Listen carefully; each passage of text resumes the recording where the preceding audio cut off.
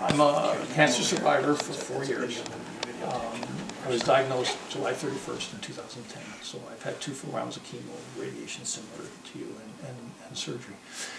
In October, the doctors told me, you know, we can no longer cure you, but we're hoping with the chemo we can slow the progression down. So when I got that news, I had a lot of time on my hands with treatment, so I started watching all these shows, you know, the Ellen show and the Katie show. I got to be one of those people at home that watches. My wife says, my goodness, you're turned into a little housewife. You're watching all of the talk shows. So I got my family together and I said, listen, I've been fortunate in business, career-wise. My company's been very good to me. I've got a lot of good friends, and you may think I'm crazy, but I want to take $1,000 and give it to somebody I don't know. So I did that. In March, I found a lady in British Columbia who was a single mom struggling. No medical conditions, but she was struggling. So I did that, but something magical started happening. People heard about it, some of my corporate friends heard about it, and they said, Frank, we think that's a great idea. We want to help. Let's do some more things like that. So I started doing that end of February, March. So it's been about 6 or 7 months. Now, my daughter said, listen, I have an idea. Let's put it on Facebook so we can get submissions of people that are, you know, in tough situations, difficult situations, and then we can go through the submissions and go from there. So we started a Facebook group called Paying It Back. And I called it Paying It Back because that's what I'm doing. I'm paying it back for all the good fortunes that I've had.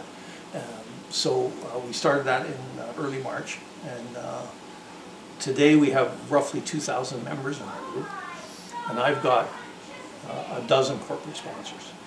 One of them is a business associate of mine who's now become a very dear friend, and he wants to remain anonymous, but he's helped me with funding, substantial funding, to keep doing what I'm doing, because I love doing this. I love being able to come out and in some small way helping some people.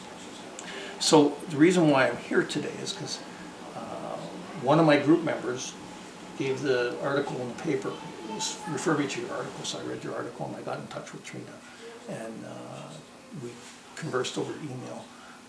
And I said, well, I really want to meet Lindsay because she's a special person, number one, because I think you are, and also because in some small way we want to help. So I heard you're going to Niagara Falls on the weekend. So I met with the corporate sponsor I told you about, and they said, let's just do a little something for Lindsay just to kind of help with the trip. So the main reason why I'm here today is I have a check for $1,000 for you, so that you can go this weekend and have a good time, enjoy yourself.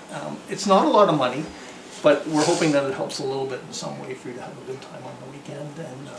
And more importantly, I want you to know we've got 2,000 members in our organization, and I'd love to share your story with them. If you go on Facebook, you'll see a number of our stories are about people in difficult situations, whether it's medical, financial, or whatever. So I'd like to be able to do that if I can, share your story with them, so because you're an inspiration to many people, including myself, and that's really the reason why I'm here today. So just want you to know. Okay, so if I can give you a quick hug.